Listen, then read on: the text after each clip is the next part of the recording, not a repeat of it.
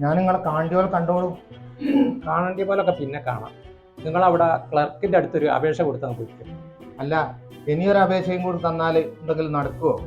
ഞാൻ നിങ്ങളെ വിളിപ്പിച്ചോളാം. ഇപ്പൊ നിങ്ങൾ പൊക്കോ.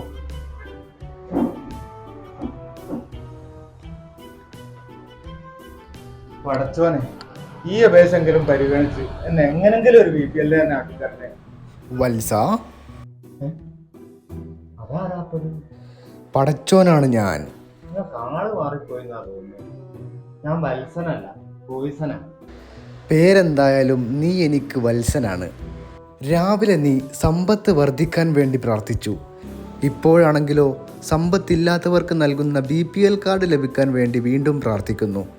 ഞാൻ ഇതിലേത് പ്രാർത്ഥനയാണ് വത്സ സ്വീകരിക്കേണ്ടത്? ഇത് രണ്ടും പരിഗണിക്കാൻ എന്തെങ്കിലും വകുപ്പുണ്ടോ? ഈറ്റ ഓരോന്നിനെ പഠിച്ചു വിടണം എന്നെ പറഞ്ഞാൽ മതിയല്ലോ. ഓടാ വീട്ടിൽ.